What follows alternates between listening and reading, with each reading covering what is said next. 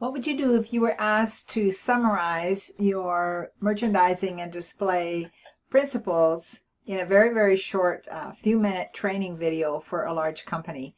I'm going to show you what I did in this little video. And keep in mind that when I got there, this display had already been set up based on some of the training I had given them already.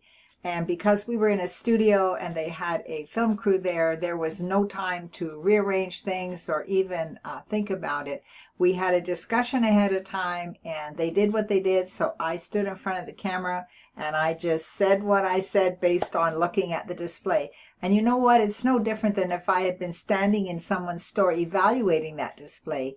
There are a few things I might have said based on some items being a little bit lower than you might like to have them in a store, rather than keeping them up to buy level and eye level, which has been waist to eye level, which I point out in the video. So take a look at this little video and you can see how the basic principles are summarized in a very short time.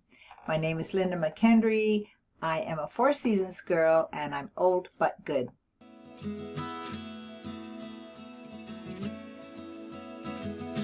Hi, my name is Linda McKendry and I'm a merchandising consultant. Today we're going to look at the basic merchandising principles. We're going to look at how to fix a display that isn't selling anything, and we're also going to look at some things you can do with dead stock.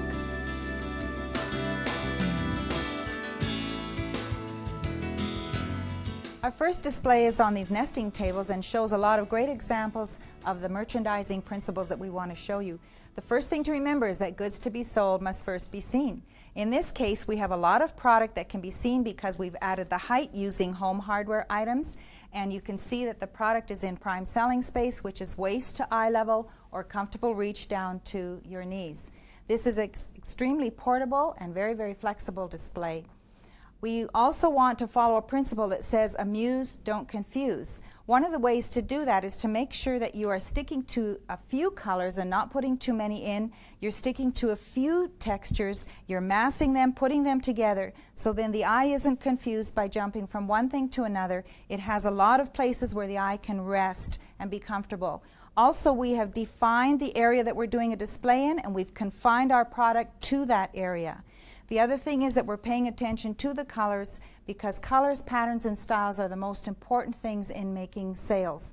You can see how the contrasts are here too between items that are more flat finish and textured compared to items that are more clear and sparkly. Contrasts are always nice because each one helps the other product's features to be more visible and more appealing.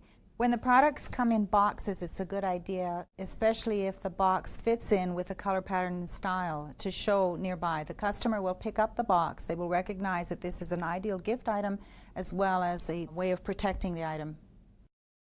If that was a little bit too condensed for you, but you'd love to see me building a display, actually building it from scratch and changing things around, then feel free to watch this next video and go to my website, which is todaysdisplays.com, and we will talk to you later. Bye.